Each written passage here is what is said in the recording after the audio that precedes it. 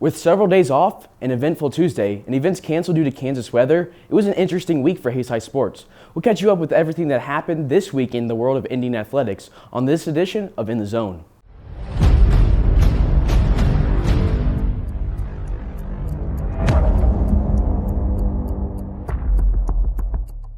The week was kicked off as the wrestling team headed southwest for a duel against Dodge City on Tuesday. It was hostile territory for our wrestlers as it was senior night for the Red Demons, and the Indians were without their leader and sophomore Gavin Myers out with a jaw injury.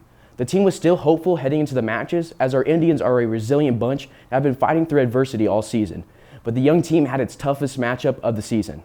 Out of the 13 matches against Dodge, Hays had only 3 wins, but there was a silver lining to it. 2 of those wins came from freshmen in Cyrus Viner and Aiden Flock, and both started their seasons at the JV level and worked their way up to varsity. Viner won on a 4-0 decision, and Flock won by fall. The other win came from Gavin Nutting, who won by fall in the 220 weight class. The sophomore continues his already great season and great high school career, as he was joined by Gavin Myers as the only underclassman to go to state last year. While they may have had some struggles in Dodge, their future certainly looks bright for Hays High wrestling. That same day, it was a big matchup on the hardwood as Great Bend came to town. The girls started off the doubleheader while the boys had the ladder game, and for the girls, it was a game of scoring runs. The Lady Indians, on a 5-game losing streak, started off strong versus the Panthers, nearly holding them scoreless in the first quarter, but Great Bend did manage to pick up a bucket at the tail end to make it 7-3 at the end of the first.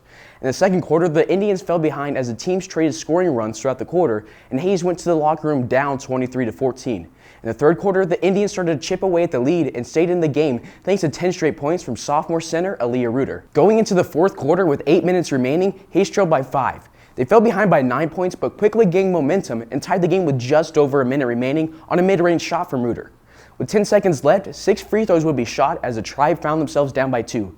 Senior Isabel Robin went to the line for 2 shots and went 1 for 2, putting the Indians down by 1, so the Indians had to foul. The Panthers went to the line and missed their first shot, and the second clanked off the rim and came down to the hands of Tasiah Nunnery, who was fouled with 2 seconds left. She had all the pressure on her, as all eyes were on her, so she could get the win for Hays High with 2 makes, and she did just that.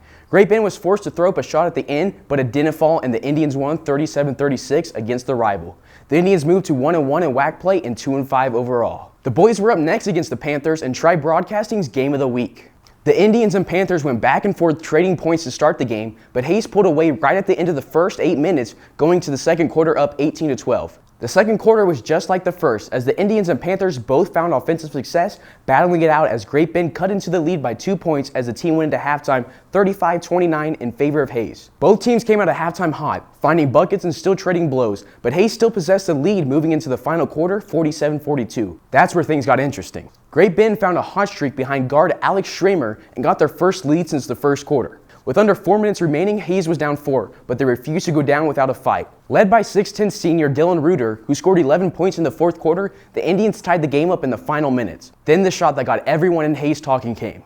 With 1 minute remaining, the scoreboard read 59-59, and junior Jason Cranowitter decided to take things into his own hands, driving against his defender and nailing a step-back 3. Great Bend then retaliated with a pair of 3 throws to make it a 1-point game. Hays High brought the ball back up court, and Jay Slindenberger missed his shot from the post, but Reuter capped it off with a putback dunk to give the Indians their 3-point lead back. The Panthers were then fouled with seconds remaining to go to the charity stripe for a 1-1. They sinked the first one, but missed the second one, and the Indians got the ball back, securing their 64-62 win. The Indians improved to 2-0 in conference play and 5-2 on the year. Alex Schramer from Great Bend had a career night, scoring 38 points, 21 of those coming from the 3-point line, just days after signing to play football with Fort Hays. TJ Nunnery finished with 18 for the Indians, and Dylan Reuter had 16. 2 big second halves for the Reuter siblings helped to give the Indians 2 victories against the rival. At that same time, the Hays High swim team took their talents to Topeka. The team hadn't competed at a meet this size or against schools this big all season, but they didn't shy away from the competition. The Indians had some struggles against the other teams in the water, only taking away 4 top 10 finishes throughout the evening. The first was a 200-yard medley relay consisting of seniors Isaac Smith and Matt Goodale, sophomore Adam King, and freshman Zach Smith, taking 8th place with a time of 1:57.78. The 200-yard freestyle relay also took 8th with Goodale, both Smiths, and freshman Grayson Walburn. Isaac Smith continued his individual success, taking 2nd overall in the 50 freestyle with a time of 23:29 and 5th in the 100 freestyle. Smith has qualified for state in multiple events and will be back to Topeka to compete in the state competition for his 4th straight year. And after that, he's heading to Sterling after signing his letter of intent to the Warrior swim team. After the busy Tuesday, Hayes High athletes would get both Wednesday and Thursday off from scheduled competition, but on early Friday morning, USD 49 students got their desired message. Due to road conditions after snow and ice, school was canceled. Along with that, the Manhattan swim meet that Hayes was entered in to attend was canceled, and so was wrestling's duel versus KAB. This left just the basketball game scheduled for Friday. So our girls and boys basketball teams headed to Garden City. The Lady Indians came out of the gate firing and held a solid lead that was then cut down by the Buffaloes in the second quarter, leaving it a 1-point game at halftime in favor of Hayes. 2 minutes into the second half, Garden got their first lead of the game. They proceeded to drive the lead up to double digits and not take their foot off the gas, defeating the Indians 54-40 on their home court. The girls will head into next week 2-6, being 1-2 in WAC play. The guys' game, however, was a different story. It was neck and neck all the way through the first half. With both teams defending well, it was 19-17 at the end of the first 2 quarters. But it was a tale of 2 halves in Western Kansas. The Indians sported a tough defense and forced Garden City into several long scoring droughts in the third and fourth quarter. Hayes kept finding ways to put the ball in the basket, and they didn't miss many shots. This allowed Hayes High to cruise to a 50-36 win behind 3 juniors who reached double figures. Cranderwitter and Nunnery scored 10 and 11 respectively, and forward Dalen Schwartz had a dominant night, picking up a double-double with 10 boards and 13 points. That wrapped up the week for the Indians, but let's take a look at what's coming up this next week.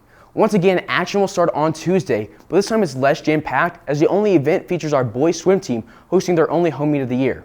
Nothing's happening on Wednesday, but on Thursday, wrestling hosts the Spring Hill Duel, and basketball goes to KAB for the first day of the KAB Invitational, where both boys and girls teams will play Scott City. On Friday and Saturday, wrestling hosts the annual Bob Coon Prairie Classic, and basketball will finish the KAB Invitational, playing 1 game on Friday and 1 on Saturday against teams to be decided. The schedule and more information can be found as always on the Hayes High website. That's what's coming up, so come on out and support your teams, and as always, go Indians. Thanks for watching.